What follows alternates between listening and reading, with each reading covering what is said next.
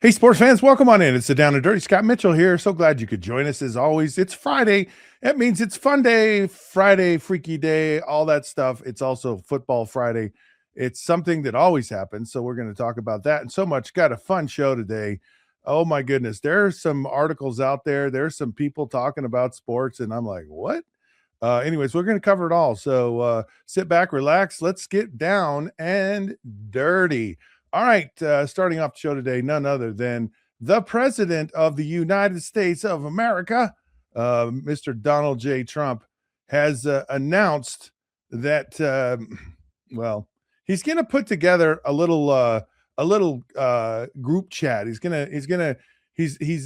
put this. I guess it's this committee on looking at college sports and how we can actually improve it and kind of figure it out. And which I love. I love this idea. I love it.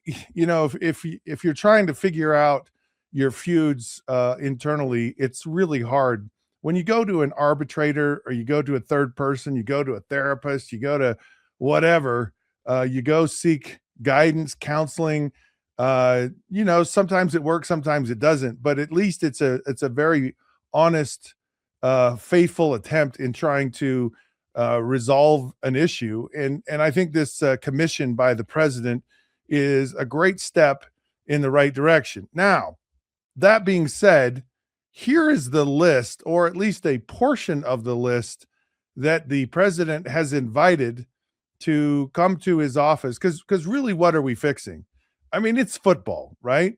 Don't necessarily have to. I don't think we have to fix basketball. Maybe there is NIL money in basketball, but the sport that seems most impacted by the craziness of college football is football, right? Or college sports, sorry, is football. And so I love the attempt, but the group is something that I think is quite interesting. Now, I think all the people on here care about sports. They're passionate about sports. But here's the list, or at least a partial list. So the governor of Florida, Ron DeSantis, is on the list. Interesting choice. I mean, without getting into politics, this is a person that was clearly, I don't want to say a rival to the president, but someone who has gotten in the president's good graces recently. DeSantis is a guy that gets stuff done. He's a real go-getter. He's in the state of Florida, which is a big player in the college football sports world, an interesting pick. Of course, he's part of the chair of this group, along with Randy Levine, who is the president of the New York Yankees, which I thought was interesting. 35 people apparently have received invitations, and some of those include Tiger Woods, former football coaches Nick Saban, Mac Brown, and Urban Meyer, Condoleezza Rice, who was, of course, the Secretary of State.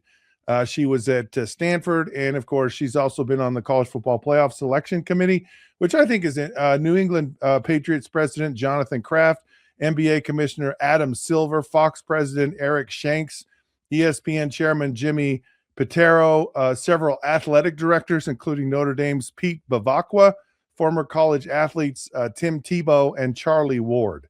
And, of course, among those is his last name. Why can't I remember his first name? Anyways, he's the guru of Texas Tech, Campbell, who's a billionaire who's also worked with the president. He's going to be there as well. Now, this is quite a list. Okay, I mean, these are some of the biggest names, who's who in all of sports. But I'm trying to wrap my brain around, what Adam Silver has to do with college football or college. I guess if they're looking at all college athletics, you're looking at every aspect. You are looking at basketball. You're all, and bless her heart, Condoleezza. I mean, just smart person. He's Secretary of State, massive sports fan, and I guess it's like just getting. We're going to get all the biggest minds that we possibly can, but like Tiger Woods, I mean, and don't get me wrong, okay. One of the things I've enjoyed most in my life is having a very up close view of the prime of Tiger Woods' career.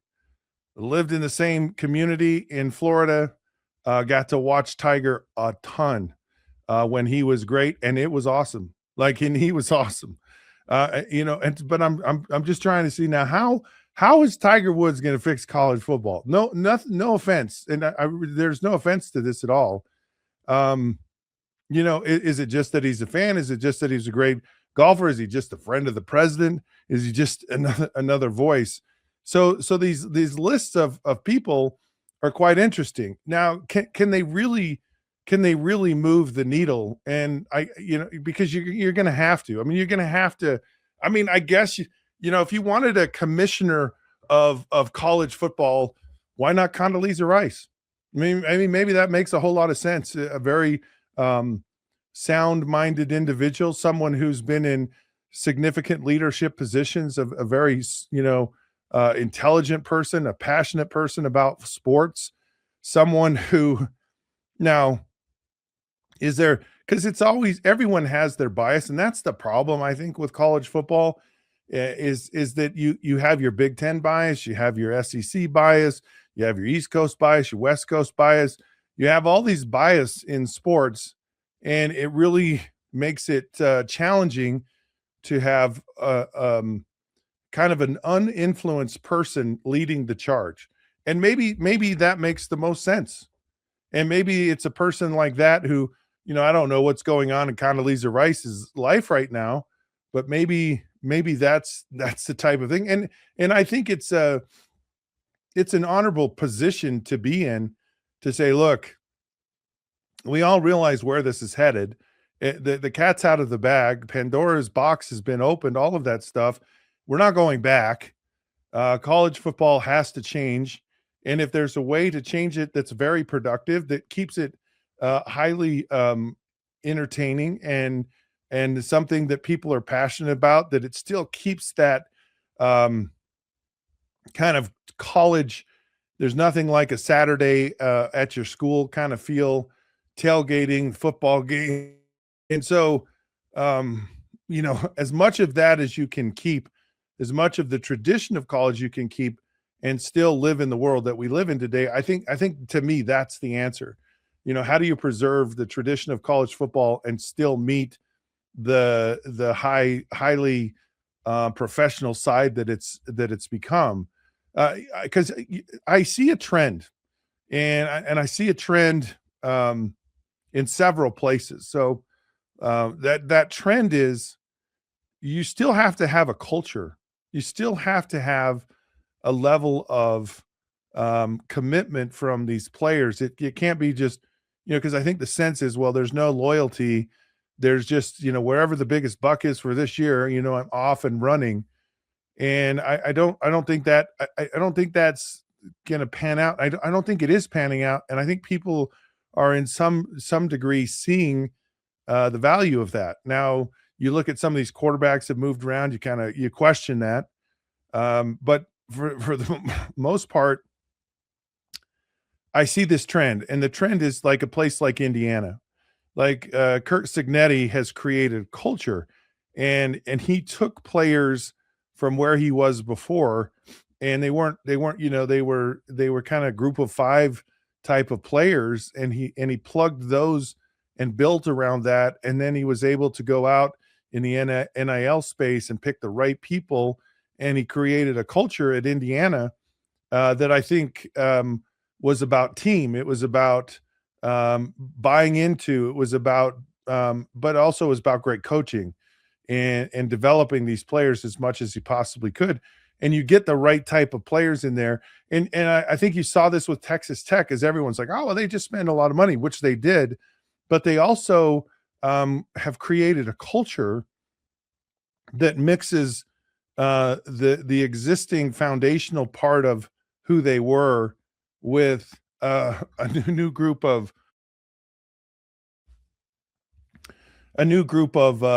players.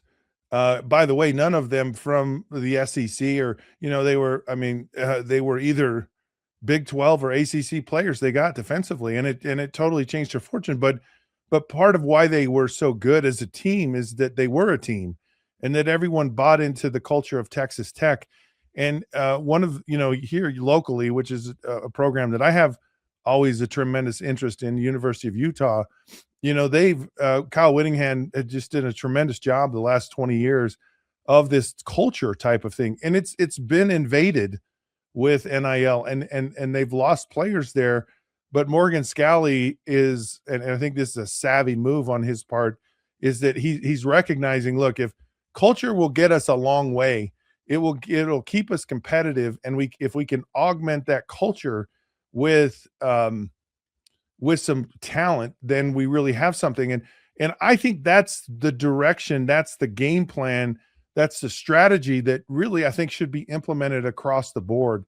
And I think as more and more teams have success with this culture mindset philosophy, I think you're going to find more and more teams kind of maybe not being so gung-ho about, hey, let's go out and get the biggest, brightest talent in the world, and let's kind of be smart about it still comes down to you have to bring in a player that fits your culture, whether you're paying them, recruiting them, whatever, it still needs to be a part of it. And that, to me, I think is a great sign for college football. Because everyone's worried, it's going to die, it's going to go away. I hate college football, all this stuff. And right now we're in this craziness of it, but it seems to be kind of dialing down maybe a little bit as I read the tea leaves. You look at Brendan Sorsby, who went from Cincinnati to Texas Tech, and of course was paid a lot of money, and the university said, "Nah, we're gonna pull back on this. We're gonna call you out on this, and you're gonna have to pay some $1 million if you want to leave." And so I think those types of things, all of this is gonna kind of create some semblance to it. But in order for, I think, college football to really move forward in a very productive way, is the subjectivity of college football just needs to go away. If I'm sitting on this board with all these people, it's the first thing I'm going to say. Look, when in the world in sports have we ever said, oh, we're going to kind of pick who we think? I love this college football selection committee. Yeah, it's great. It's impartial, it's doing a good job, but it's not, they're not playing on the field. They don't really know these teams. They kind of have an idea. They watch, they observe this and that and whatever, but that's not what's great, makes sports great for us. What makes it great is we go play on the field, that we actually compete against each other, and we actually find out who is going to win. That is sports. That is what it is. It's a test of your skill against the test of someone else's skill. And whatever skill that is, have you created a culture? Are you better than the other team? Are you better prepared than the other team? Are you coached better? Are you out-coached in a game? Are you just this underdog? Because we love that. If you look at how wonderful we're celebrating the Olympics, and we love the underdog. So, and we love it because that's sports. No one loves, well, we think these are the best teams. And what was so great about the college football playoffs this year is that it was great. Like, it was really great. Yeah, you had some teams that had some advantages because of there's always, ways to kind of tweak the system and make it better. But to have a real playoff, an expanded playoff, which needs to be a part of college football, you got a great result. Like, there's no one in the world that goes, yeah, Indiana, well, we can never let that happen again. Everyone's going, how the freak can we be like Indiana? And that's what you want. You want sports to create competition, and that competition brings out the very best in us. This whole subjective thing is just, it's got to go. If anything, it has to go. Now, I hope that when they say they have a list of the college commissioners, that's ultimately what it's going to take. And maybe it does take, like, some of these brilliant minds sitting in a room. Here you have this golf lesson or legend. You have some of these legendary coaches, which I'm really glad that they have the Urban Meyers and the Nick Sabans and some of these kind of senior guys. It's they don't have any current coaches, which I think is a little unfortunate. Only giving the perspective of, man, we're in the trenches today. This is what we're dealing with. This is what's really going on. Because I've had discussions with these coaches, and what's going on when they deal with players and NIL, it's freaking crazy what's happening. It's insane what's happening. The first question out of a recruit's mind, how much am I going to get paid? That's the first question, which shouldn't even be the question at all, because NIL is not for a pay-for-play kind of thing. Now, it's kind of changed a little bit in that there's now a revenue sharing side of all of this, but before, and that was the first question out of recruits' mind. And then you have players who are on your roster, and you have to rank your players, right? You go, this guy is, he's kind of a marginal starter. This guy's a star. This guy's a superstar. This guy, whatever. And then you also have to rank positions. Quarterback's going to get the most, and you just go and you put a dollar amount to it. Well, then these kids go, who are they're your quality backups, because if you ever want to win in college football, you've got to have depth. I mean, there's just no way around it. I don't care what school you're at. You have to have depth. I think it's one of the reasons why the big time programs have succeeded as well as they have, is because they've stockpiled depth. And I think the teams like the Georgias and the Alabamas and some of these other schools, they're not getting that luxury of stockpiling the great talent that they had in the past.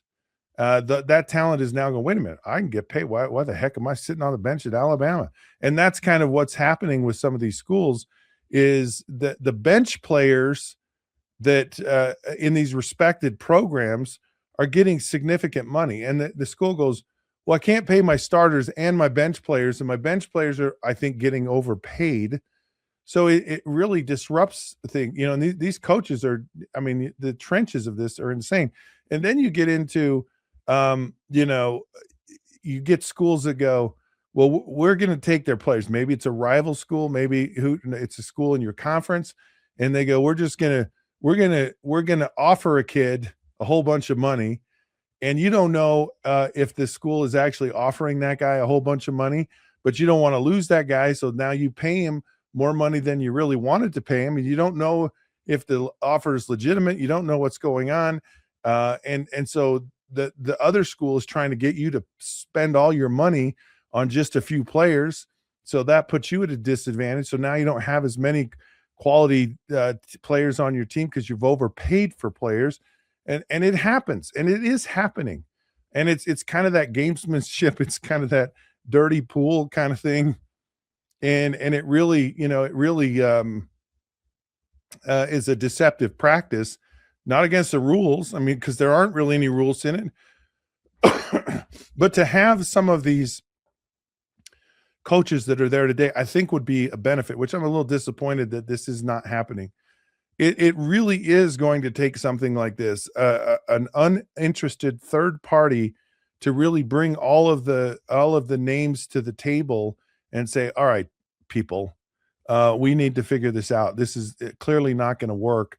And it'd be fun to sit in the meeting and just kind of hear the conversation, because here's what I ultimately think, or I hope, is that everyone really wants to get on the same page. And so creating how your schedule's lined out, the types of teams you're playing, maybe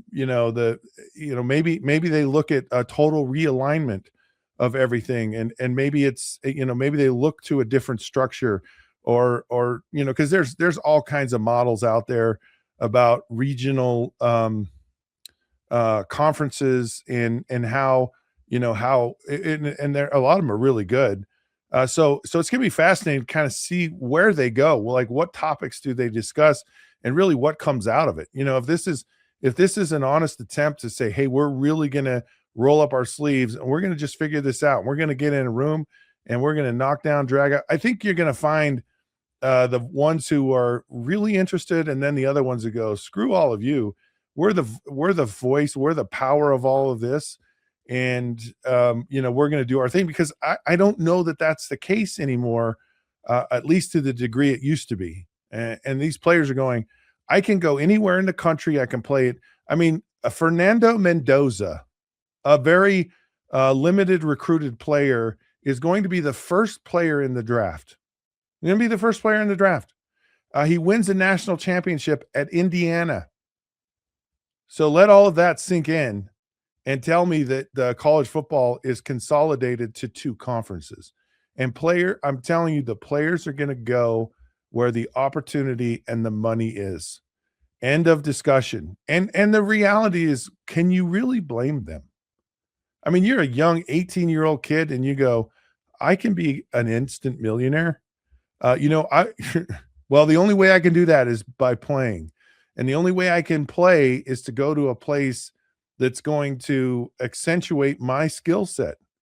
So these players are looking for, and they don't care where it is. So the whole kind of, monopoly on power in college football might be a farce today. And it might be something that you really got to, get your head out of the sand, look at the situation, read the room, and figure out the best plan moving forward for the group.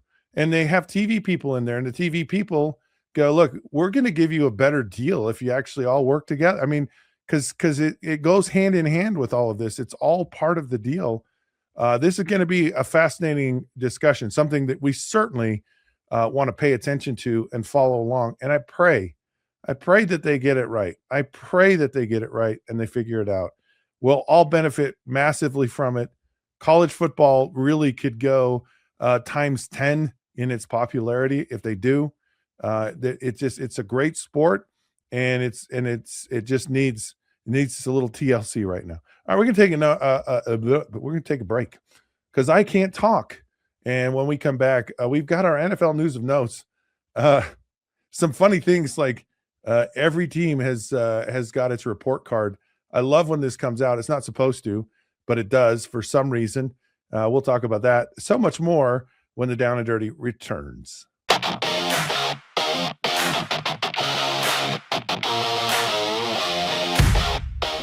The Pete Souza Show, Monday through Friday, 10 a.m. You want to talk NFL draft? I don't know. How about we get you Todd McShay? You want to talk Big 12? We can get you the commissioner. Somebody about the Cowboys? How about we have on the owner, Stephen Jones? Pop culture? Michelle Beadle. I mean, we will bring on the people that you want to hear from. And these people don't join us because of me. They join us because of you. You got to watch this show, okay? It's got everything you need. Sports, hijinks, laughs. Did I mention hijinks? We'll see you on the Pete Souza Show. Now, we are under the 365 Sports umbrella. Check it out. I'm wearing a Tulane shirt. No idea why. It's the Pete Souza Show. Sports, Pete.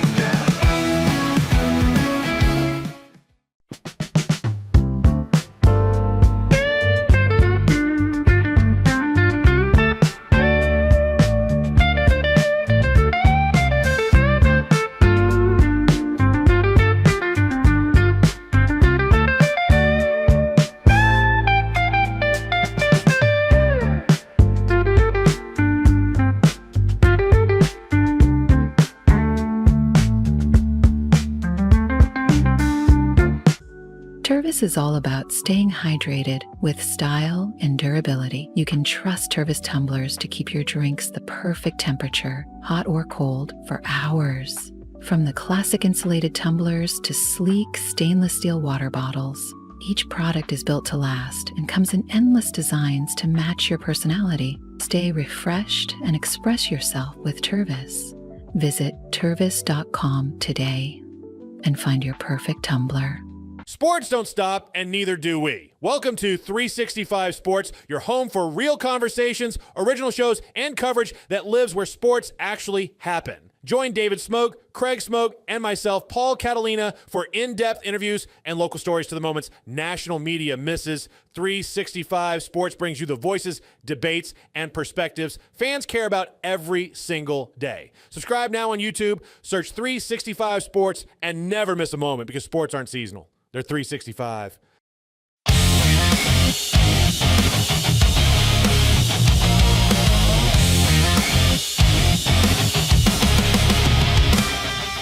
Hey, sports fans, welcome back. Down and Dirty, Scott Mitchell Friday, Fun Friday, Fantastic Friday, Freaky Friday, Football Friday, and none other football news more important than the NFL. Of course, the combine's going on right now. Some people jumped up a long way, and ran really fast.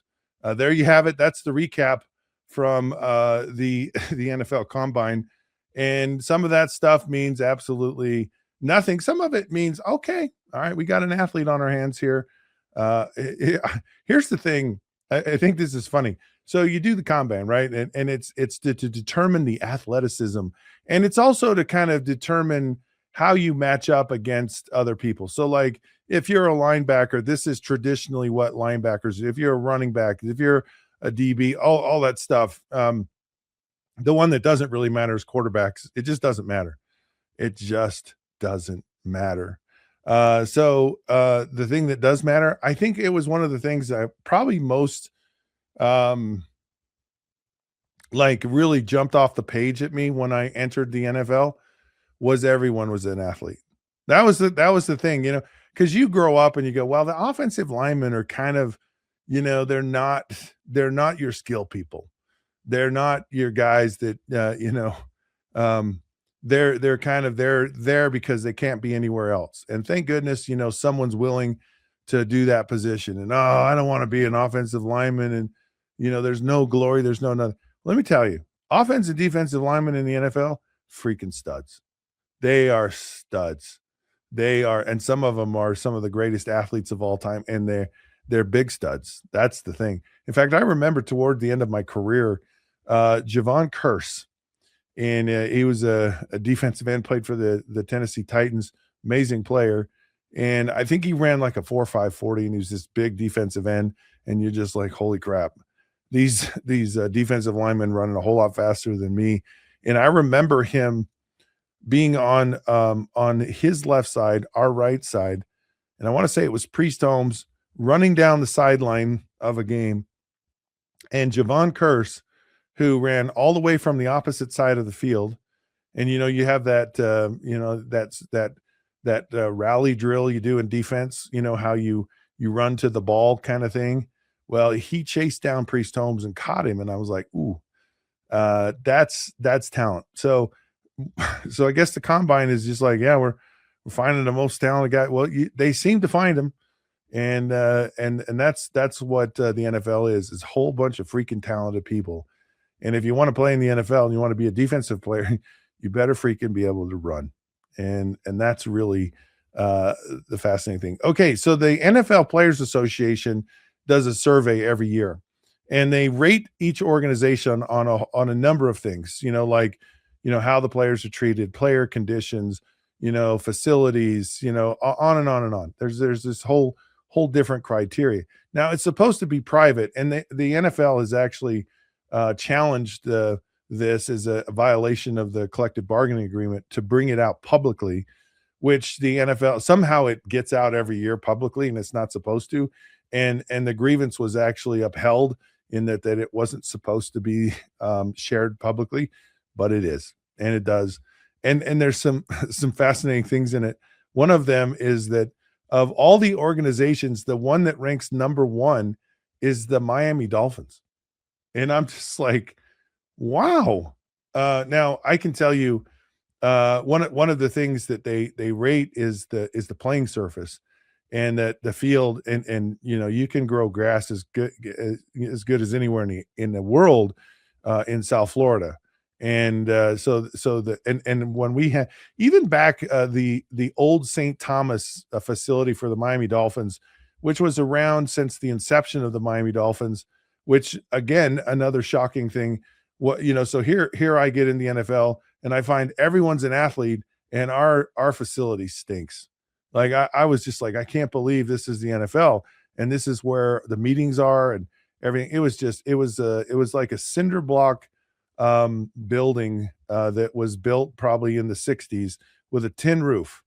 And you go in the locker room and it's cockroach infested, nasty old carpet. The lockers are built out of plywood, or not plywood, but 2x4s and chain link fence. And all of the meeting rooms, of course, there's this old wood paneling, and it's just this tiny little nasty little building. There's like 3 showers in the shower, just disgusting. But the practice fields were amazing.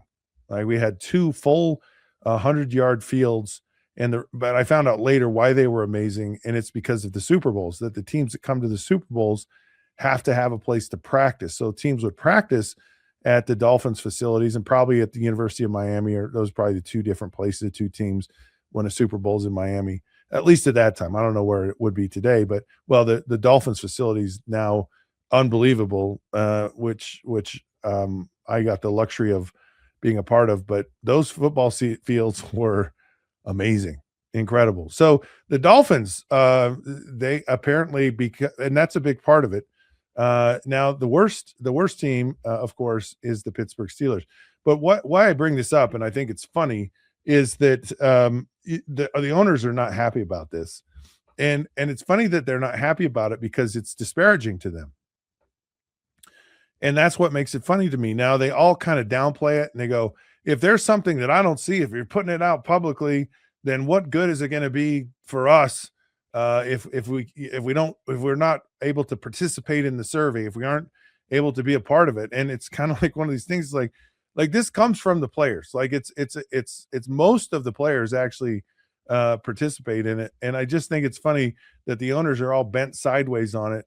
And the players are, just like, yeah, you guys suck. And part of the reason the Steelers is their facilities. It's where the players are spending most of their time. So you have a whole team, and you only have 5 bathroom stalls, and you're like, why do you have such few?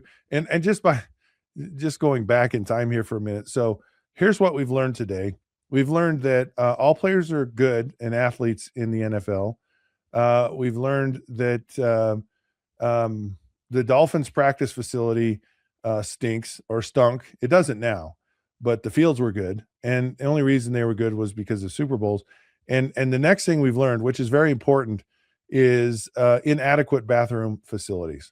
Now, I can tell you that they were horrible when I was in the NFL. Now, Three River Stadium, when you talk about visiting locker room and the lack of bathroom facilities, yeah, there's like 2 stalls. Same thing with the Cincinnati Bengals, and there's no privacy. So think of people who are nervous, and what do you do when you're nervous before a contest? Everyone's got to go to the bathroom, like about 10 million times. And there's 2 different ways we go to the bathroom. There's number 1 and there's number 2. And guys have to do both.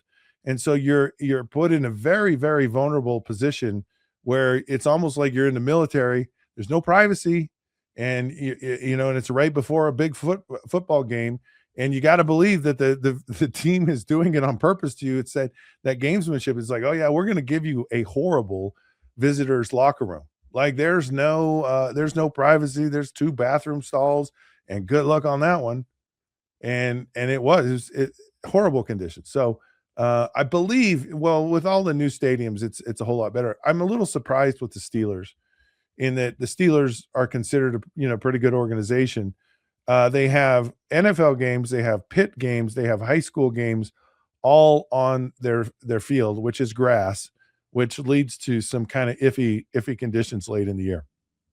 I remember they used to do this in Chicago, and they didn't even have grass by the end of the year. They actually painted green over the dirt because they had so many games being played on these surfaces, which it's just insane. And of course, I've said this a million times about how we should have absolutely the same conditions for everyone in the NFL. And I think weather should totally be eliminated from things. And I think the same thing with the play, all of it. It would like, let's figure out who really is the very best team, and everyone's playing under ideal and the best conditions. And part of it is because, if you're a passing team, you're kind of docked for, whatever, and you're benefiting from it if you're a running team, but maybe being a running team isn't the best way your team is built today. And so being able to do either one, run and throw the ball on conditions, should be the same for everyone across the board. And then let's see who the best team is. Okay. Fernando Mendoza actually has said he would love a chance to play for the Raiders and, of course, be mentored by Tom Brady. I wonder. I mean, I actually have had a thought in the past, which I think would be really cool. Is this mentoring of people, right? And the way part of the way you do it is like through a Zoom call.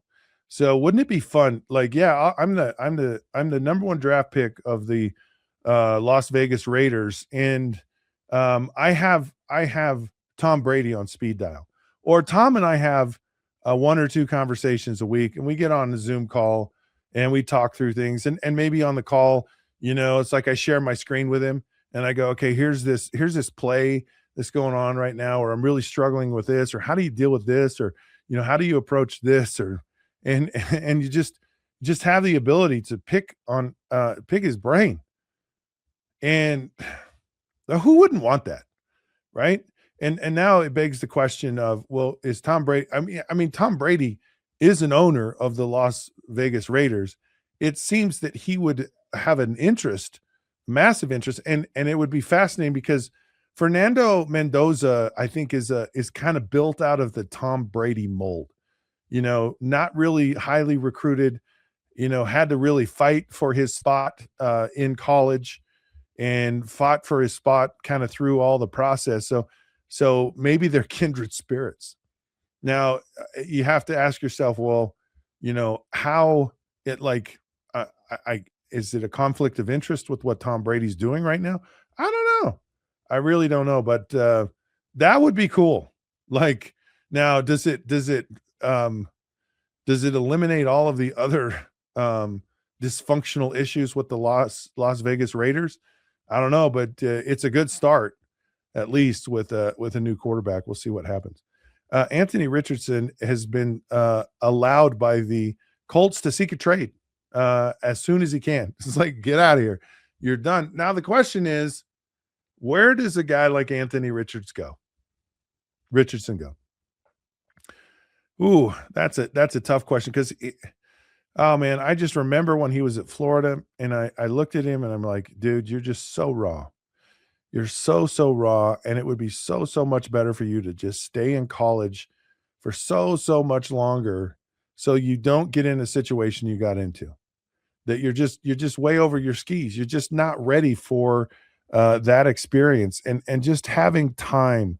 And I don't care where it is. I don't even care what offense you're in, but you're getting reps against really good competition, which you do when you're at Florida. You play great competition. You play in tough places. You play in tough situations. And man, we might not be having this conversation now if Anthony Richardson says, no, I'm going to, and you just go, hey, look, I'm going to be a first round draft choice. I'm going to get, I'm going to end up with $20 million in my bank after the fact. And if you're really that good, then you say, well, I'm going to bet on myself, right? Get in a better situation, get better prepared.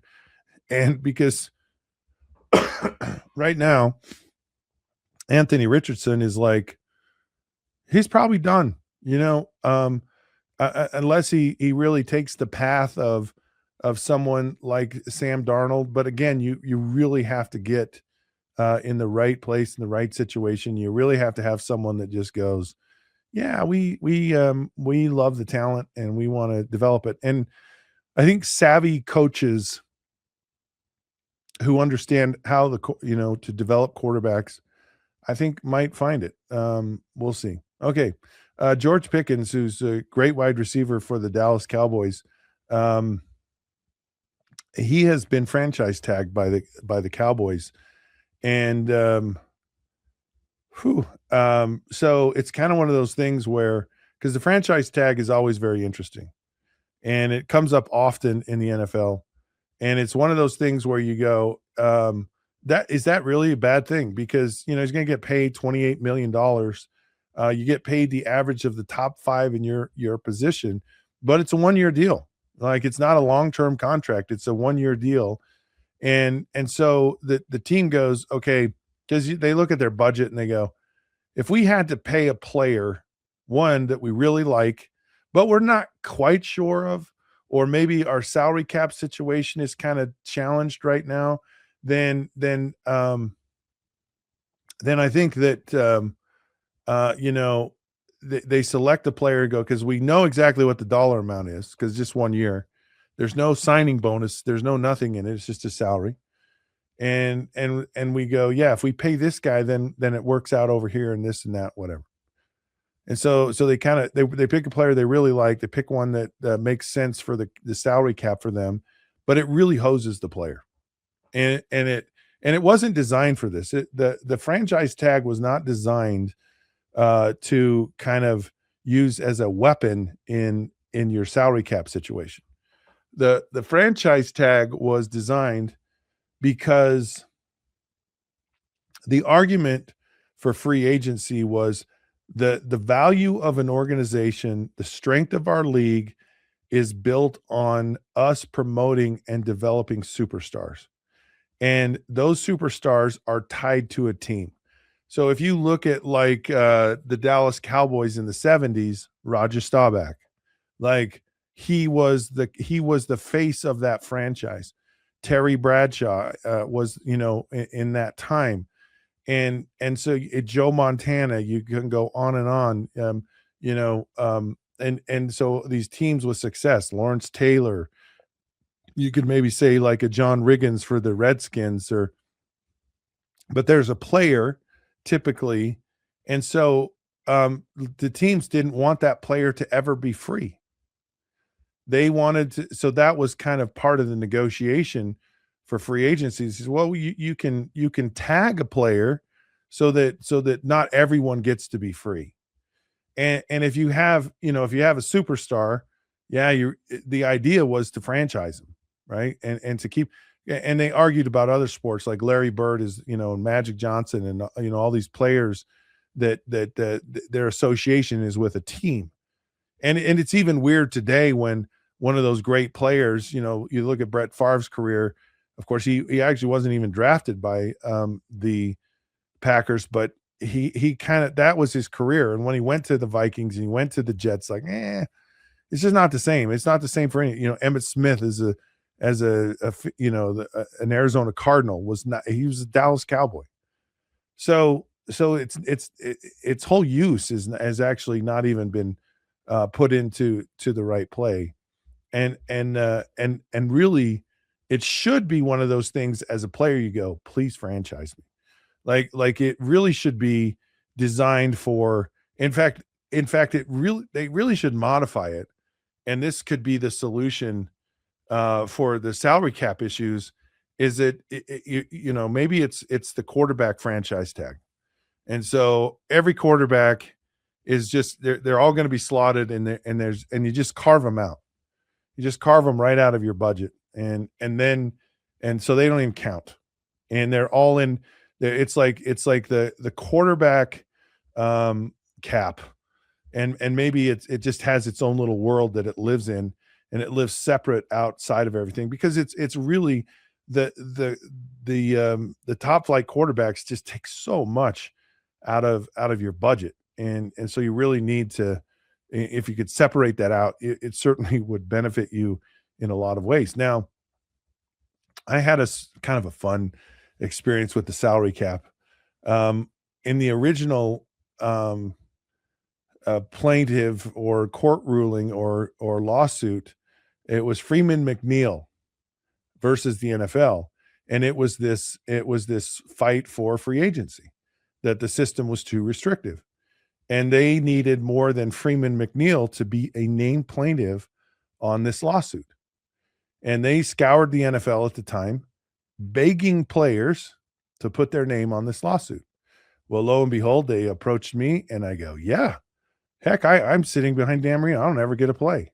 Like, I'd love to go out on the free agent market. I don't care where or to whom or for what. At least I got a chance to go play somewhere. So yeah, put my name on there. And not realizing, like, well, you put your name on that lawsuit, you're basically fighting the NFL. You probably could get blackballed. People don't like you and blah, blah, blah.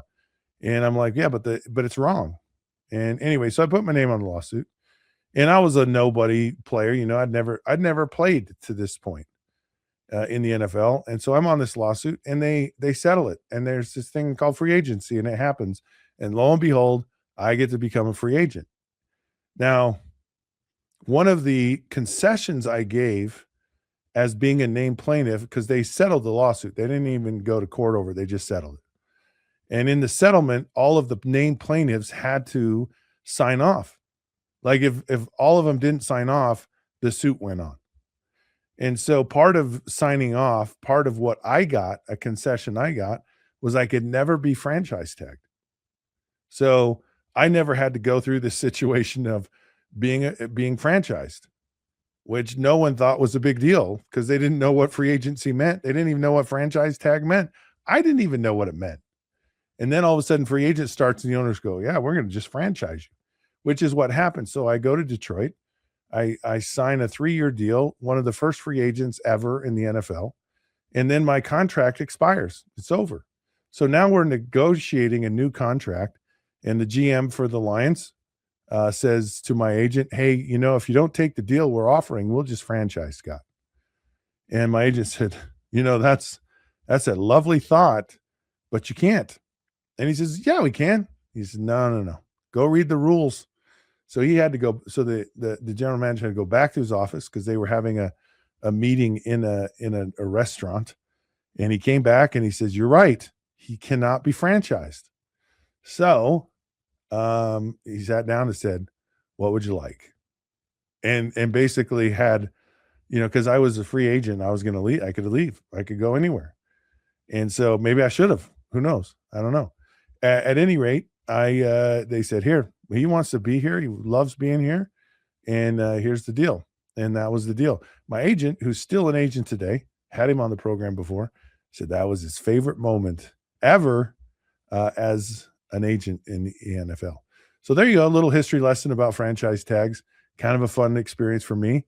And of course, I believe I was the only person of all the named plaintiffs who actually was able to take advantage of never being franchised, because most of the players were old. And, I was just one of the few young players in the league that actually did it. So good for me, I guess. All right, we're going to take a break. We come back. I ran across this article, man, and it's talking about rethinking a bunch of people in the Hall of Fame. And this article mentions a who's list of who should not be in the Hall of Fame. We're going to go through it. Man, I'll let you decide. We're going to run through the names and we'll figure out if we agree or disagree on who should be booted from the Hall of Fame. That is the NFL Hall of Fame. When the Down and Dirty returns shortly.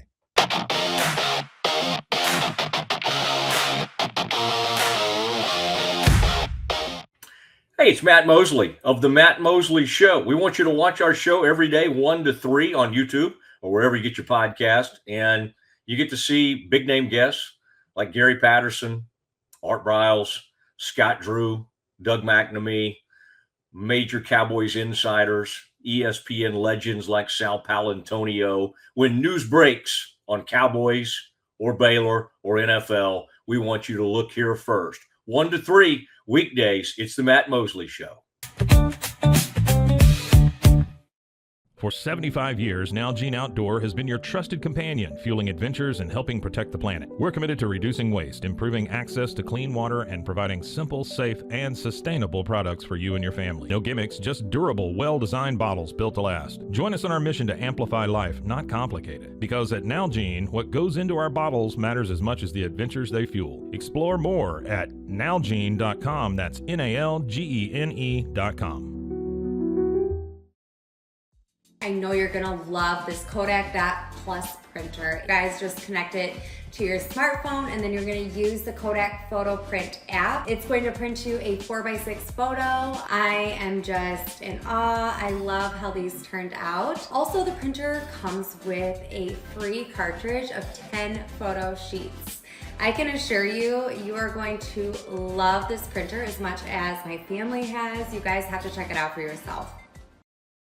Hey, it's Zach Gelb. We're talking NFL and college football. Plus, we have some of the biggest interviews in sports media. You got to check out the Zach Gelb Show right here on 365 Sports, weekdays, 2 to 4 p.m. Eastern, 1 to 3 p.m. Central. And make sure you subscribe to my channel, youtube.com/@ZachGelbShow.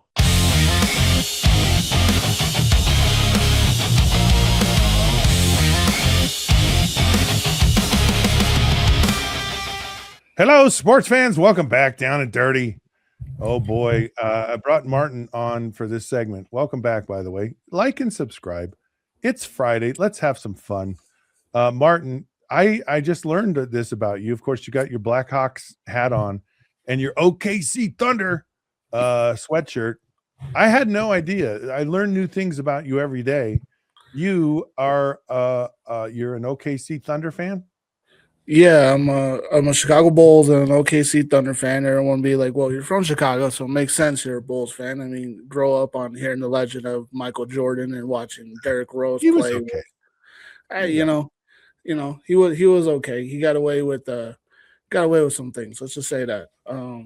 But I'm an OKC Thunder fan. I was a Kevin Durant fan when I was a kid. Then I became a Russell Westbrook fan, and then I just stuck with the team. Why not see what they do through the rebuild? And yeah, man, world champs. So here we go. We're gonna defend the championship this year and see what happens. That sounds like a sandbag, fair weather. Like, let me just find a team that's good right now, and I'm gonna be a fan of them. I don't know. I mean, the Bulls haven't given me anything to root for in the last 12 years. Last time they did anything was like 2016, so 10 years. So, I mean, might as well root for a team that can actually do something. So, all right. Well, I want your opinion. So I Okay. came across this article, and it was basically kind of let's reevaluate the Hall of Fame and some of these names that have gotten in. And do they really belong there or do they not? So this it's funnyand.com is where I found this. So I'm going to read off the list, and I've done it but mostly by position.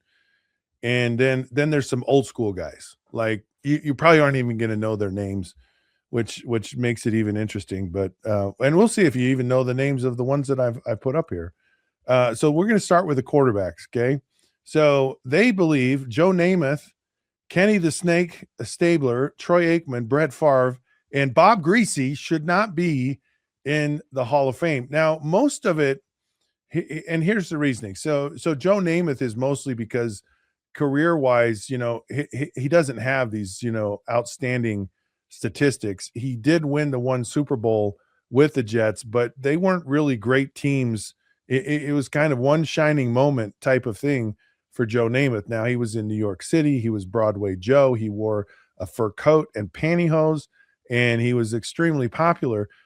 Same thing with like Ken Stabler. He was on some really good teams, but him personally, did he really have a great thing? Aikman, the same thing, was kind of surrounded by a lot of good teams.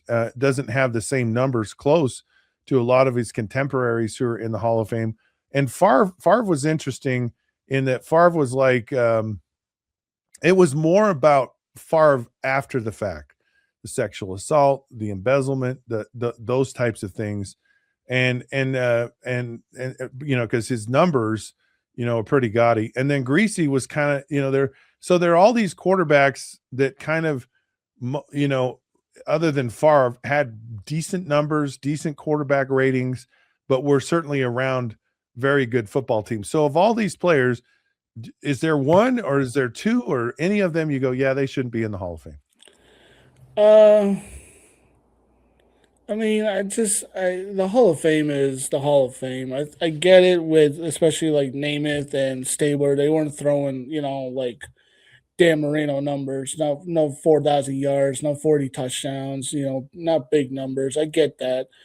They obviously are in the Hall of Fame because they won Super Bowls. Aikman, I think, deserves to be in the Hall of Fame. Had the fifth most throwing amount of yards for a quarterback in the 90s. Was up there with some of the best quarterbacks in the league. I get it, but Favre, you can make a case back to back. What was that? 3 in a row MVPs. Was it 3 MVPs in a row.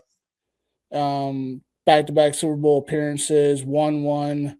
Bob Greasy obviously is famous for being part of the Dolphins in the early 70s. I believe, if I'm mistaken, I believe he was the one that took over for the 72 Dolphins and led them to the Super Bowl in the undefeated So he season. was a starter. He got injured, and There you go. I was trying to remember if it was him or no. yeah. So if I had to take one out, if I had to pluck one or pluck two, one would probably be Joe Namath. I get it. Super Bowl III is probably his most highlighted moment of all time. He wasn't a great quarterback. If I had to pluck another one, I'm not plucking Stabler because I love the snake.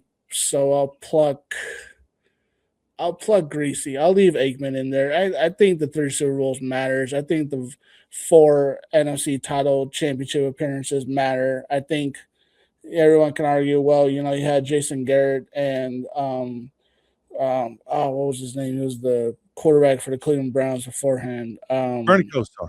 Bernie Kosar leading the charge at times when he was injured, but still Aikman was the leader of those Cowboy teams, and I think that can't be surmised in this way.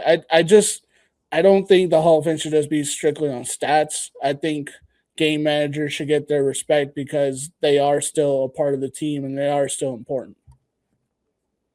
So here's the thing about all 5 of these, and I want to go through all these, so we'll just kind of hit a quick blush on them moving forward. We spent a lot of time on the quarterbacks here, but because I want to get through all of them before we get out to break. But of all 5 of these, none of them are forgettable. Like, they're just not. And I think that says something about who they are. All of them won Super Bowls, but they're not forgettable, and they're kind of those things that you remember. So I wouldn't take anyone off. Okay, let's go to wide receivers. So you have T.O., Chris Carter, Michael Irvin, Lynn Swann, Art Monk, and I threw Charlie Sanders in because he was the only tight end that ended up on this list. So really quickly, who stays, who goes? Obviously T.O. stays. Obviously Chris Carter stays. Obviously Michael Irvin stays. Art Monk is going to be the one off the list there. I like Art. He was a lot of fun back in the day. And unfortunately, I'll take Charlie Sanders out as well. They were consistent receivers, but there's no way I'm taking a 4-time Super Bowl champ and Lynn Swann out of the Hall of Fame. Yeah, I kind of agree with that. Yeah, it's just, again, it's memorable. Charlie Sanders was kind of doing things that tight ends do today, back when tight ends didn't do it. And he was a remarkable. I knew Charlie. He was one of my coaches. He was with the Detroit Lions. Amazing human being. And it's hard for me to do that. It's hard for me to take anyone. Okay, let's go to the running backs. You have Paul Hornung, Marcus Allen, O.J. Simpson, the Bus, John Riggins, and Curtis Martin. I mean, to start with, remember this article was suggesting all of these guys. Now Hornung was an old guy, but a lot of people know who he is, so I threw him in there. I would. I hate to say this one, Curtis Martin. I grew up watching him a little bit. He was a lot of fun to watch. Same thing with the Bus. It's probably going to be Curtis Martin, and I'm going to go controversial. I'm going to take the Bus out. I can't take Paul Hornung out. He has 6 titles. Marcus Allen's Marcus You're Allen. a Notre Dame guy. Yeah. No, it has nothing to do with that. It has to do with the fact that he won the 3 NFL championships, the 2 Super Bowls. I think that's part of the argument, is that he was on these really good teams, but he wasn't really great. He was good. He was certainly part of what was going on. I don't know. Hornung to me might be a guy I'd have to get off. Anyways, who else you got there? And the Juice, he was off because of things that happened after his career. Yeah. Marcus Allen was a good player, but was he ever really great? I mean, he scored a lot of touchdowns. But I don't know. Marcus Allen might be a guy I would consider. Curtis Martin, bless his heart, I don't know. I can't see him in the Hall of Fame. I just can't, but that's me. All right, let's move on. Linebackers. This is crazy. Well, it is and it isn't. So they had Ray Nitschke, Andre Tippett and Lawrence Taylor. So Lawrence Taylor. Now, again, a lot of this is kind of post Nitschke, the same thing. It's kind of the same argument with Paul Hornung. Was he an average player on a great team with a great name? He used to be the guy that gave the speech to everyone on Friday. So I can't see I Andre Tippett, I don't think should be in the Hall of Fame, but I could agree with that one. You got me on who Andre Tippett is. I have never heard of that name ever. He was a great linebacker for New England. Yeah. You email me this article, and I'm gonna look at the writers who wrote this, and how dare they say Lawrence Taylor doesn't deserve to be in the Hall of Fame. So part of it is about your character as a person. And it's some of these, clearly their play on the field is without question. And that was one of the things with Paul Hornung. Paul Hornung actually admitted to gambling in NFL games. And so part of it is just kind of that. All right, defensive lineman, Richard Dent and Dan Hampton. By the way, both just Chicago Bears. That's all who made it as defensive linemen were former Chicago Bears. What say ye about your Chicago Bear people? I'm not gonna hold my bias. I'm a 100% stand behind it. How dare they? How dare they? 85 Bears. It's the greatest defense ever step on a football field. Period. End of story. I have no other argument. Yeah, Richard Dent. He was a player. Dan Hampton, I think, got caught up in the hype of that defense. Not really sure if he's a Hall of Famer, but. And of course their families are going to hate us for this, but oh well. O-lineman Dan Deerdorf and Russ Grimm. Deerdorf, I think, was kind of on average teams. How great really was he? Some of this is the popularity. Lynn Swann, didn't have a lot of statistics, but they kind of stay in the conscious of the public because they get into broadcasting, so their names are out there. They're floated around a lot. I think it does have some bias towards it. Honestly, between these two guys, I couldn't say yes or no if they should be in the Hall of Fame. I don't know. I think there's argument for Deerdorf. He wasn't the best offensive lineman during his era, but he was a respected offensive lineman. I also think this has to do with the fact that he was on CBS for about 25 years calling football games. It was a phenomenal voice to hear. Grimm, obviously part of the legendary Hogs offensive line. Blocking for Riggins.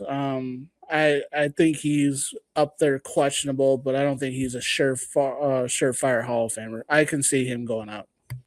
All right, old school guys. Roger Worley, Frank Gatsky, Jan Steneroid, Leroy Kelly, Dick LeBeau, and Bob Hayes. They said they all got to be out. They're done. Get them out of the Hall of Fame. So Bullet Bob, the problem with these guys is that they're so old to us now. Jan Stenerud, the argument was he really revolutionized the kicking position in the NFL, and was played a long time. So I don't know. Dick LeBeau, I think belongs, but I have a bias there. The rest of them, I couldn't tell you. So I'm gonna surprise you. I know the bottom three. I know Leroy Kelly, Dick LeBeau, and Bullet Bob Hayes. Yeah. I don't know the top three. You got me there. But I know the bottom three. LeBeau was part of the last Detroit Lions championship team. Obviously a great defensive coordinator. 62 INTs. Yeah. Had a questionable Cincinnati Hall coaching record, but that's just because it was with Cincinnati at the time and it was a mess. Bullet Bob Hayes obviously won some of the early Super Bowls and was part of those teams that lost to the Packers in the NFL championships. Leroy Kelly, a Cleveland Brown, that was post, I think that was post Jim Brown era, and so he just wasn't recognized as well as Jim Brown. So I could see two of them. Both of Bob Hayes, I think, deserves to be in the Hall of Fame, and I think Dick LeBeau deserves to be in the Hall of Fame. The rest, you can make an argument that they shouldn't be there. All right, there you have it. Quite a list, and it's certainly a controversial one in some regards. But I believe there are players you just kind of scratch your head and go, they're in the Hall of Fame. I think we can definitely have that conversation all the time. All right, we're going to take a break. We come back. 4 trades potentially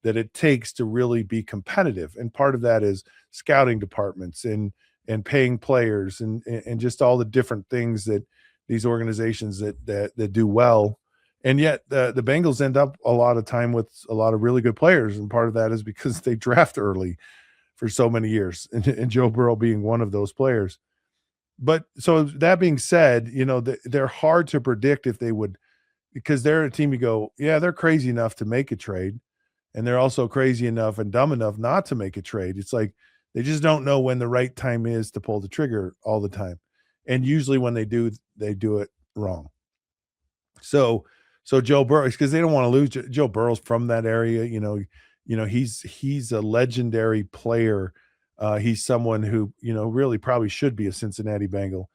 But if there's an opportunity out there and you just go, yeah, you get someone crazy enough or desperate enough or maybe smart enough to make that trade, you go, yeah, we'll do it. And so much of it is, what you're going to give up. And I'll tell you a team that I think makes a whole lot of sense for a guy like Joe Burrow. It's a team like the Pittsburgh Steelers. And you get these teams that have kind of gone in a new direction, and it's kind of their first year. And so they want to put their stamp on things. They want to move in a certain way. You think of, a quarterback like Brett Favre, where he goes from Atlanta to Green Bay. And a lot of people might go, yeah, not a big deal. The coach didn't want him anyways, whatever. And he goes there and they make this huge move. Or you look at Matthew Stafford and they go, yeah, we're going to take him from Detroit. Very similar situation to Joe Burrow. And you just go, yeah, we're going to take him. We're going to take him. And then they go off and win a Super Bowl. And that's a brilliant move. But it also turned out to be a great move for the Detroit Lions. Jared Goff has been phenomenal there. This team has had a resurgence they haven't seen in decades. And so, everyone kind of won in that situation. But the Pittsburgh Steelers, because they're a team that's just good enough not to be bad, they don't have the good fortune of really finding that franchisable type player. And therefore, it's almost like you got to say, we're really close. We're going to give up a few things the next couple of years, namely first-round draft picks. And, it's probably going to take at least 2 and who knows what else. And they go, that's the bullet you kind of almost have to bite. And you just go, look, we could get Joe Burrow and we could get Joe Burrow for a long time because, he's still got a lot of years left, provided that he does stay healthy. But it's that bold move that I think the Steelers really need to move on. And it, it's like, Aaron Rodgers is great for about 5 minutes. And it's just not that long-term solution that you can build a lot around getting Joe Burrow onto your team that is still really good. And it could make a whole lot of sense right there. In fact, to me, I think makes the most sense. And so then you have a guy like Lamar Jackson. He was another name. And so Lamar Jackson, MVP, been an extremely productive player, but the last couple of years has kind of fought it. Now, my personal opinion is, as you get older, all the wear and tear you took on your body because you're a dual threat quarterback is kind of catching up to you. And I just think over time, so there's a little scariness to that, but man, Lamar Jackson is a heck of a player. The GM says there's no freaking way in the world that we're getting rid of Lamar Jackson. However, maybe it's one of those situations where maybe the Las Vegas Raiders, they go, yeah, Fernando Mendoza appears to be the number one guy, but is he really the number one guy? Is he really that long-term franchise quarterback? Is he really? And there could be some argument that no, he's not really that guy. But could you imagine Lamar Jackson as a Raider and kind of getting a new situation in there? And then Fernando Mendoza going to Baltimore, which I think would be very good for them. And I could totally see a scenario like that where that certainly makes a ton of sense. And so then the next one is Jared Goff. And Jared Goff to me, I think is that's an interesting one, only from the standpoint of, he's had a lot of success in Detroit. Some people feel that now maybe he's like maxed out there. Maybe that they've really reached the pinnacle of Jared Goff, and I don't necessarily think that's the case. I think he's been very productive. I think he still will continue to be productive. They've just had so many injuries with what's going on there. But Jared, because another team, like if you're a team that's really going to make a splash and you're really trying to flip the script to turn things around, it's the New York Jets. And it's almost like a guy like Jared Goff could end up in New York. And of course there's that relationship with Aaron Glenn that he was on that staff, so he's got a familiarity with Jared Goff, because I think it takes a certain type of person to play in New York as quarterback. And if you've ever played quarterback in Detroit, if you've been a guy, Jared Goff has been through the ringer. He's been to a Super Bowl. He's been kind of thrown to the trash heap after the Super Bowl. And he goes to Detroit, and to win over the Detroit Lions fans and that whole circus that's there as it surrounds quarterbacks in Detroit. If you can handle that, you're seasoned and savvy enough to handle New York, and New York could be just the perfect place for a guy like Jared Goff, because the cupboard isn't necessarily dry there. There is some talent on that offense, and so you're not stepping into a bad situation, but you're also stepping into a coach that has a familiarity to you. And so when I first heard this, like, there's no way, any one of these trades, you just go, there's no way they're going to do them. But as you kind of sit and talk through it, there's a lot to this that makes a ton of sense. And you just go, yeah, and again, you're going to give up a lot. But I think if you're the Jets and you go,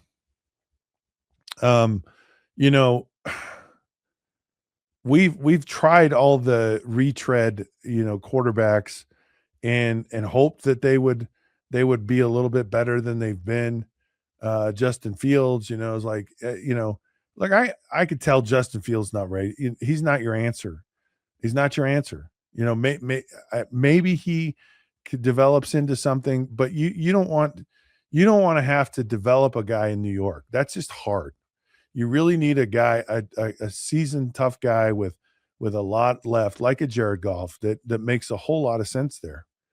And you're Detroit, and and again, you're going to end up with draft picks. You're going to, because there's not a quarterback necessarily go, yeah, we'll swap you like they did with Matthew Stafford. But man, it certainly could make a whole lot of sense to get some quality draft picks, not only this year but next year, and it could make a whole lot of sense for some of these teams.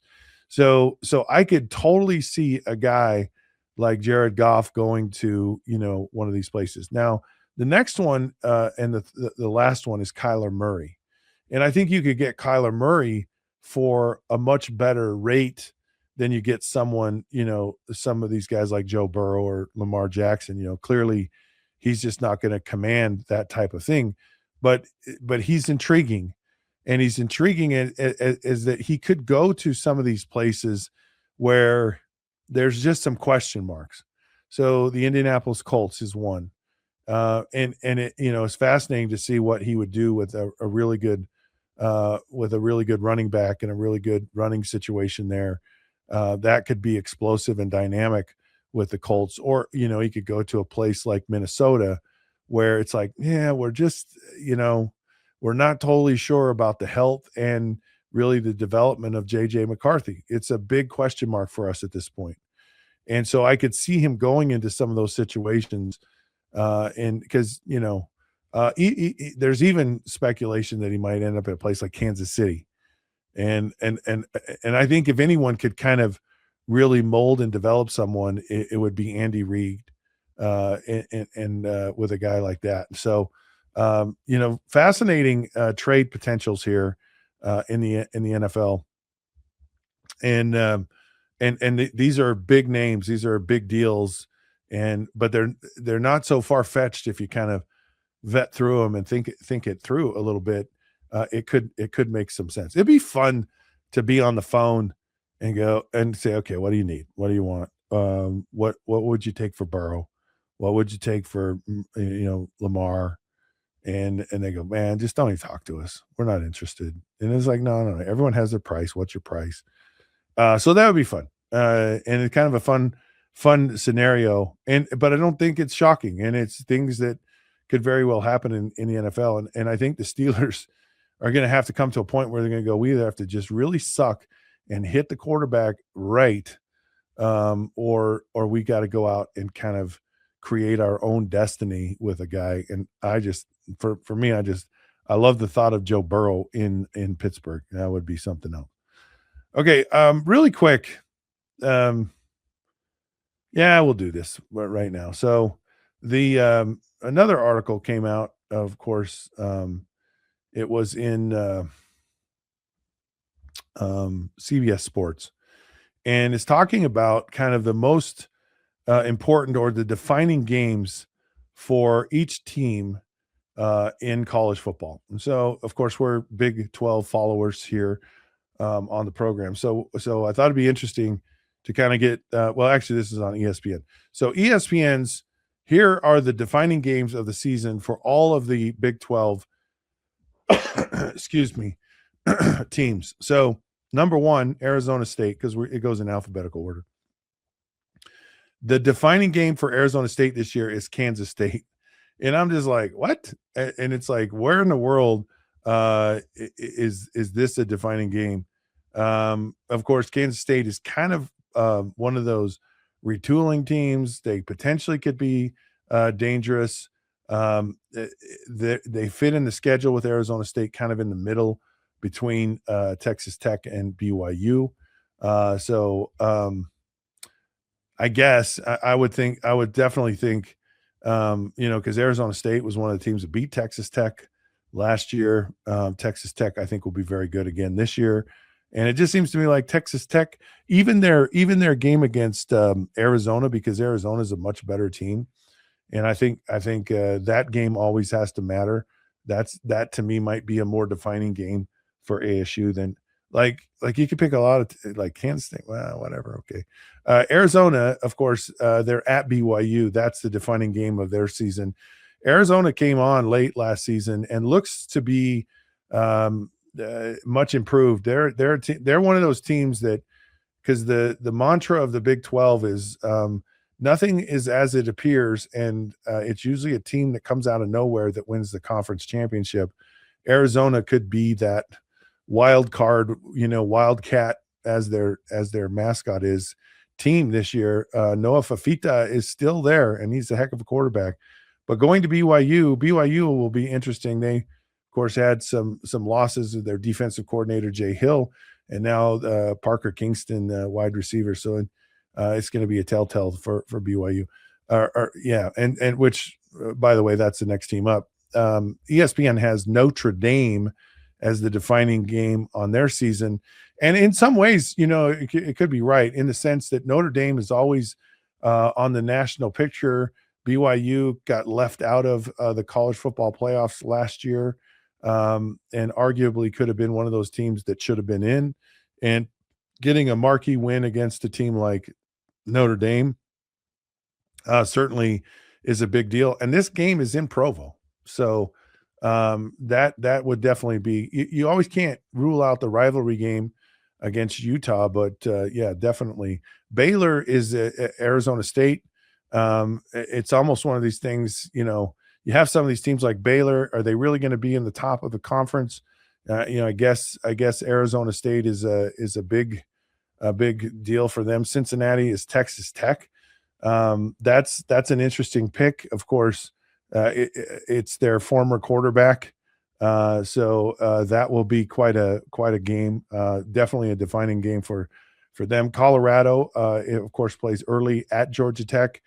Again, I think someone has done less with more at Colorado is Coach Prime. So far, it's been a lot of flash, not a lot of substance. A game against the Georgia Tech team early, a win would be huge. The Houston Cougars, which are kind of like the Arizona Wildcats, they're a team on the move, on the rise in the conference. They got a big get in a quarterback, a young quarterback, one of the highest ranked in the country. It's at Utah, so that game, and that's going to be a big game for Utah as well. In fact, I think it's going to be late in the season where Utah potentially could be undefeated if their schedule play. This will be the really toughest opponent to that point that Utah plays on its schedule. Iowa State, West Virginia. Iowa State was decimated. West Virginia, Rich Rod is retooling there. They're a team to watch out for. Kansas, of course, Missouri, and that's just a huge game no matter what. Again, it's one of these rivalries that's great. It is that statement game. It could go a long way for Kansas. Kansas State, of course, their game is Houston, and that's interesting because again, Houston, Kansas State, it's just going to be it's just going to be interesting to see where Kansas State ends up this year. Oklahoma State, of course, had a tremendous job in the transfer portal, got a new head coach, a new direction, and of course, Texas Tech is their marquee game because Texas Tech is probably going to be ranked high. They're probably going to be picked to win the conference again. And, they've got some holes that they've got to fill in their roster, specifically defensively.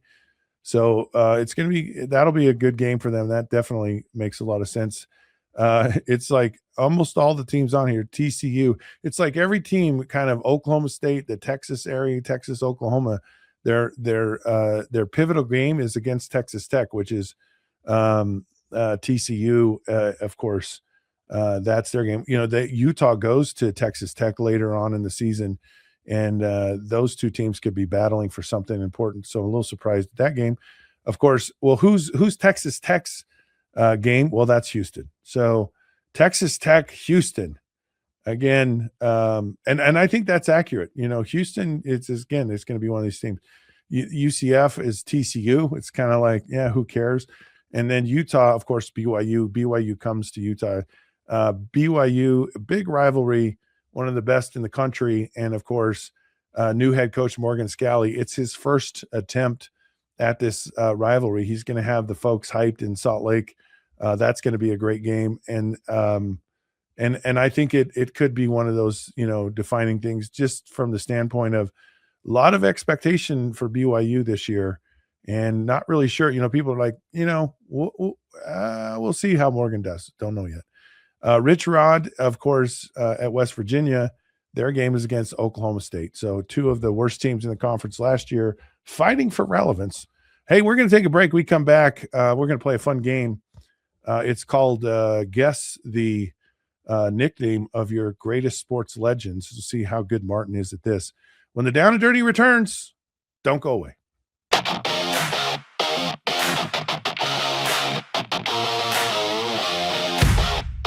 If you want a Boston sports show that's going to insult you as a fan and only cares about getting back at their old hosts or who Bill Belichick is dating, then keep tuning your radio.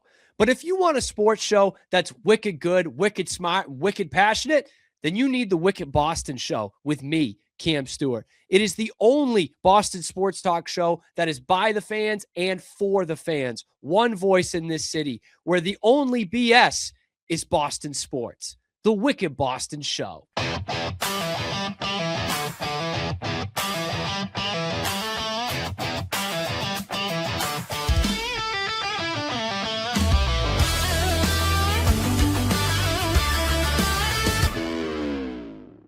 You probably get unwanted emails almost every single day. Overwhelmed by your inbox? Clean Email is here to help. Organize, clean, and manage your emails with powerful automation tools. Say goodbye to spam and clutter and enjoy a stress-free inbox. Try Clean Email today at cleanemail.com. That's CLEAN email.com.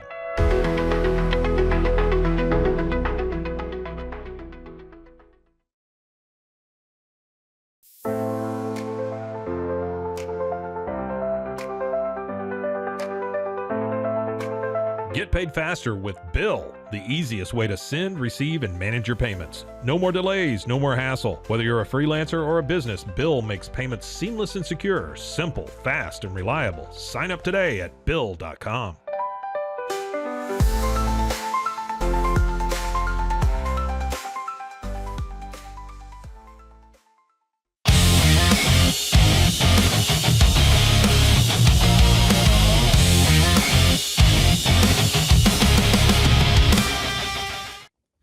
Hey, sports fans, welcome back. It's the Down and Dirty Scott Mitchell. So glad you could join us, be a part of our show today, having fun, crazy stuff, crazy things, and we're not going to, it's going to continue. The craziness, the down and dirtiness will continue, I promise you.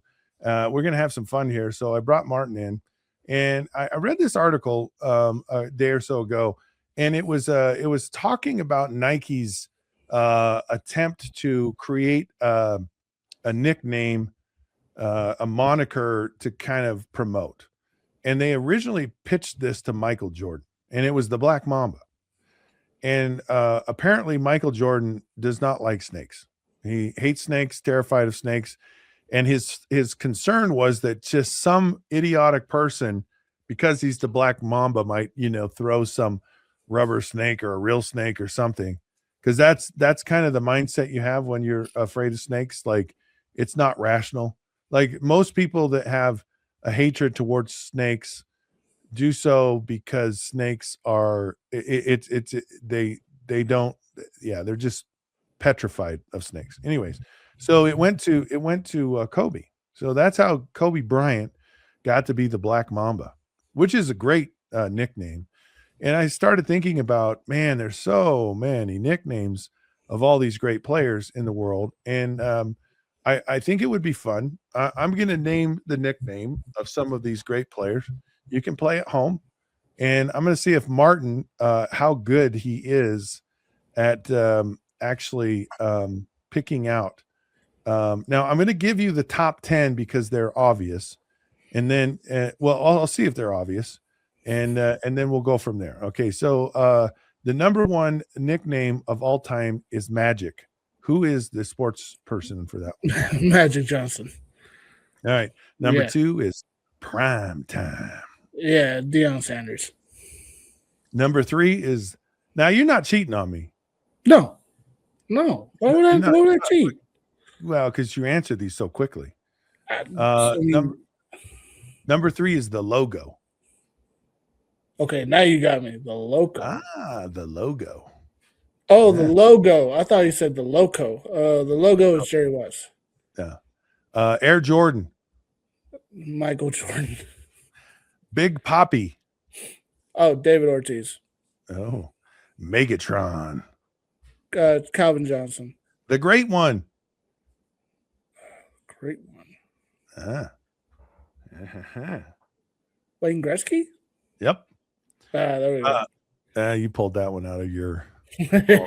I was thinking baseball or hockey for some reason. I'm like, who is the Great One? Yeah. Sweetness. Well, Walter Payton. The Bus. Jerome Bettis. The Fridge. William Refrigerator Perry. Okay, so there's your top 10. Very easy.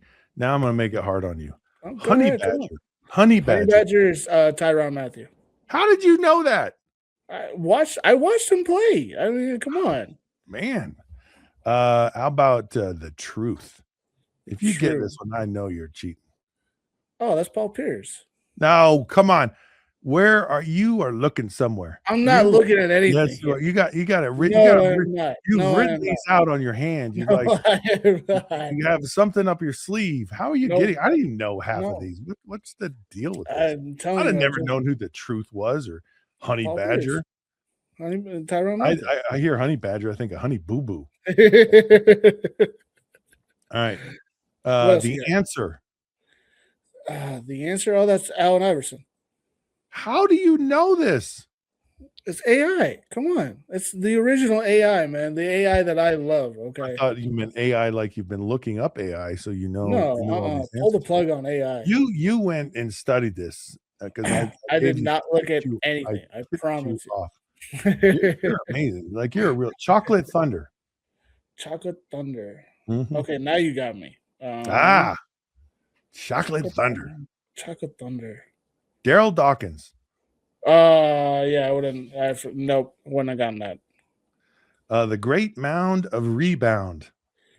Oh, is that the Kembe Mutombo? Charles Barkley. Mhm. Oh, see, now you got me. Now you're getting me. How about the Admiral? Oh, that's David Robinson. Good. Here's one for you. The Hick from French Lick. Ooh, now you really got me. Ooh. Also Yeah, known as Larry Legend. Larry Bird? Yeah. Yeah, he's from French Lick, Indiana. Oh, I didn't put 2 and 2 together. The Hick. I should have. Oh, the Hick. I should have got that. Oh, Yeah. man. I'm mad about that one. Yeah. I think you're just missing these to throw me off. No, I have not. I've never heard that nickname ever in my life. Agent Zero. Oh, that's Gilbert Arenas. Wow, that's good. You're good. Showtime. Oh, Showtime. Yep. Not prime. Well, obviously not prime time. That's Dion. Showtime. Yeah. Only Showtime I know is the Lakers, but I mean, is that just a nickname for the team? It's a player. Player? You got me there. Shohei Ohtani. Oh. Showtime. No, that's embarrassing. Human highlight reel. Oh, I've heard this one before. Blake Griffin. Dominique Wilkins. Oh. Yeah, he was the human highlight reel. The Joker. Nikola Jokic. The Dream. Dream. Yeah. Hakeem Olajuwon? Oh, good one. The Mailman. Karl Malone. Iron Mike. Mike Tyson. Pistol Pete. Pistol Pete Maravich. Look at you. All right, here's one. Run TMC. Oh, oh man. Not so it's Run DMC is a playoff of that. Run TMC, Tracy McGrady? No, good guess though. It's the trio of Tim Hardaway, Mitch Richmond, and Chris Mullen. Wow. All teammates with Sacramento Kings. Wouldn't have got that one, but that's a good one there. I like that playoff. How about Beast Mode? It's just Marshawn Lynch. I had to come back to me for a minute. Good one. The Splash Brothers. I didn't know this Steph Curry, Klay Thompson. Look at you. Dame Time. Damian Lillard. Johnny Football. Is that Johnny? No, that's not. No, I was about to say Unitas, but that's Johnny Manziel. Johnny Football. That's right. The Sandman. Oh, the Sandman. I know this one. Oh no. You got me. I forgot. I just Mariano Rivera. Oh, that's Mr. October. Mr. October is here's a tricky one because Mr. November is Derek Jeter, Mr. October is Reggie Jackson. There you go. Broadway Joe. Joe Namath. Night Train. Night Train Lane. I forget his first name though, but Night Train Lane. That's right. Dick Lane. There you go. Rocket. Rocket Richard. Rahib Ishmael. Oh, now that's embarrassing. Someone Notre Dame fan, but I thought No Rocket freaking Richard joke. from hockey. Yeah. How about Moose? This is a good one. Moose. Moose? Yeah. Who's Moose? Okay, you got me there. Daryl Johnston. Moose Johnston. Oh, Moose. Joe Cool. Joe Cool. Yep. Joe Montana. Good one. All right. One last one here. Ocho Cinco. Chad Johnson. Oh man, I'm having too much fun with this. I'm gonna keep going. Too Tall. Too Tall Jones. Ed Too Tall Jones. Yep, there you go. Here's a good one. The Microwave. Microwave. I know this one. Played for the Pistons, back-to-back championships. His last name is Johnson. I forget his first name, but I know it's Johnson from the Pistons. Yeah, Vinny Johnson. There you go. Yeah, that's a good name. That's one of my favorite, actually. The microwave. All That's right. a good one. The sheriff. Who's the sheriff? The sheriff. Oh. Now you got me there. I don't know that one. Peyton Manning. I did not. Yeah, that one would have got me too. That should have been Charlie Hustle. I'm having too much fun with this. I want to keep Charlie going. Hustle. Yeah. Charlie Ward?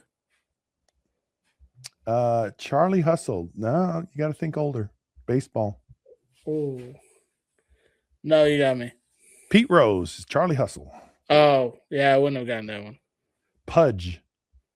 Oh, Pudge Rodriguez. Yeah. The Pearl. The Pearl. I know this one. It's Earl the Pearl Monroe from Look at Syracuse. you. Very nice. The Glide. Say that one more time. The Glide. The Glide. Yep. Not Clyde. It's Clyde Drexler. Yeah, Clyde the Glide Drexler. Very good. Yeah. All right, Big Hurt. Big Hurt. Ooh. Yeah. No, you should got know me there. this. You should know this one. Frank Thomas. Oh. The Worm. Dennis Rodman. Mean Joe. Mean Joe Green. Deacon. David Deacon Jones, my favorite football player of all time. Wow. You're outstanding. I give you props today. All right, let's take another break. We're going to come back, and I got some crazy stats, sports stats that we'll leave you with for the weekend. So down and dirty, stick around. All right. Then I'll get ready for this last segment. Martin, I was proud of you. You did really well through there, man. There was only a couple I yelled at you. I was like, come on. He kicked butt on. They did. Yeah, I feel bad that I didn't get the Big Hurt. I can't believe I didn't get Frank Thomas. That one hurts the most. Yeah. All right, we'll back out and you can start whenever you're ready, then. All right, here we go. Hey, sports fans, welcome back. It's the Down and Dirty. Final segment of the day. It's Friday. It's freaky. It's fun. It's fantastic. So I'm going to throw out some crazy stats to leave you with. And this is fun. This is fun to look up, to research, to find out. And there's never, ever an ending supply of crazy stats of the day. So Wayne Gretzky, if you took away all of his 894 goals, which Ovechkin actually surpassed, he would still be the all-time NHL points leader with 1,963 assists. Yesterday, Martin, of course, felt that Wilt Chamberlain over his career was the most influential player of all time in the NBA. Hard to argue, he averaged 50 points a game in a single season, 61 and 62, and scored 100 points in a game. Can you imagine by yourself scoring 100 points not in a game, but in an NBA game? That's how dominant he was. Crazy stuff. Yeah, I never really got to watch Wilt Chamberlain play, but man, would I have loved to have watched Wilt Chamberlain play. Speaking of great record holders, Michael Phelps holds the record for the most Olympic medals, gold medals with 23. And how fun was it to watch Michael Phelps? I mean, it was just like, it was almost like there was no water in the pool when he was swimming. It was just like, he was so powerful, so dominant. And you hear some of kind of how he trained, how he ate, over 10,000 calories a day. And a lot of people said part of why he could burn so much is because you're in a cold pool, like the pool isn't warm. And so you actually burn. So if you want to lose weight, go swim in a cold pool. That's the secret to happiness and success. And that's what we learned today on the show. Swim in cold water. Now this one I know is going to shock all of our sports fans. And I vowed, by the way, to figure this out. So I don't know what this means. Okay. I have no idea what this next stat means, but I'm going to learn. I'm going to figure it out. So Don Bradman, a cricket, whatever, maintained a test batting average of 99.94. Okay. We're supposed to believe this is incredible. We don't know. We're ignorant to this. We're going to turn our ignorance into knowledge, and knowledge is power. So we're going to figure out what this means. I put this in intentionally because I have no idea what it means. And the next closest person in cricket is 62.14. So Don Bradman is bringing it when it relates to cricket. Serena Williams won 39 consecutive Grand Slam matches. Phenomenally dominant, incredible in the sport of tennis. Here's one I thought was really, really interesting. Florence Griffith Joyner still today holds the 100-meter and 200-meter world records at 10.49 seconds and 29.34 seconds. And I'll tell you what's crazy about this. This was set in 1988. She's still, to this day, she was freaking fast. And she's still freaking fast today. She probably could run backwards faster than most people could run forward. So another crazy, here's some crazy baseball stats. So Cy Young, which of course the Cy Young Award winner goes to the best pitcher in the MLB every year. He pitched 749 complete baseball games. Modern pitchers rarely reach 30 in a career. 749 complete games. Hank Aaron, this is pretty cool. If you removed all 755 of Hank Aaron's home runs, he would still have over 3,000 hits. Another fun fact, Joe Niekro, of course, he had one career home run, which he hit off his brother, Phil Niekro. So, of course, I think they both were knuckleball pitchers and nasty knuckleball. And, of course, they were always being interrogated or patted down because they would have, illegal substances or files or all kinds of things.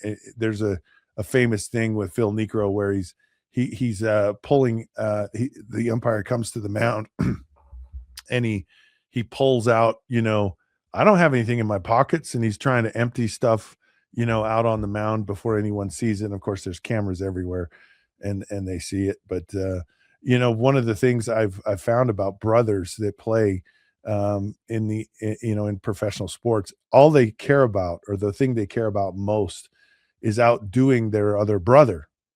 And it's not like I'm succeeding and I'm doing, it's like, as long as I'm doing better than my brother, that's all I care about. And of course, so I'm sure Joe Niekro, oh my goodness, has never let brother Phil live down that he hit a home run off him, and the only home run. Cecil and Prince Fielder. Now this is quite remarkable. Father and son finished their careers with identical number of home runs at 319 and an identical total base percentages in their final seasons. So like father, like son. That's a pretty cool stat. Again, how cool would that be to just kind of, that's my son, we hang out in the pros. Greg Maddux, this is a great stat for Greg Maddux. He's faced 20,421 batters in his career, with only 310 seeing a 3-0 count, and 177 of those were intentional, which the dude threw strikes, man. And it was just fascinating to see him do that. All right. Some team sports stats. Of course, the 1980 Miracle on Ice amateur hockey players defeated the Soviet Union team, which was basically a bunch of professional athletes. And again, last time won a gold medal in 46 years. And that was truly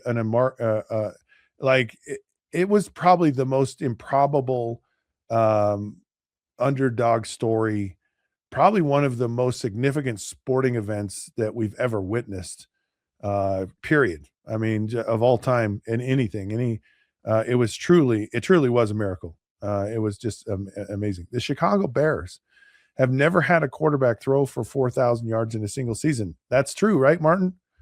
I believe Caleb still didn't throw for 4,000. He'll end up breaking that, by the way. I believe that's the case, but we shall see. All right. This is quite a fascinating one. The Memphis Grizzlies defeated the OKC Thunder. Sorry, Martin. 152-79 in 2021. It's the largest margin of victory in NBA history. A 73-point margin. Like OKC had no offense, and they had no defense either. They've seemed to turn it around though, because they won the championship. Might be on their way back to another one here. Longest putt ever made in a professional golf. Nick Price hold 110-foot putt in the 1992 PGA. 110-foot putt, which is insane. That's over 30, like almost 40 yards that he made a putt. So yeah, think of that like you're putting from the 40-yard line to the goal line and you make a putt in a PGA championship. All right, last one for the day. 48-hour treadmill. Tony Mangan ran 251.79. We got to give him the 0.79 miles in 48 hours. Insane. This is like he jogged halfway through the state of Utah, even more in just 48 hours. No big deal. All right. Hope you have a great weekend. Love having you here. Please like, subscribe, do all that fun stuff. Behave yourself on the weekend and come back and we'll get down and dirty on Monday. This is Scott Mitchell. Thank you, Zach. Thank you, Martin, for all your help and all that you do. Until then, folks, we'll see you then.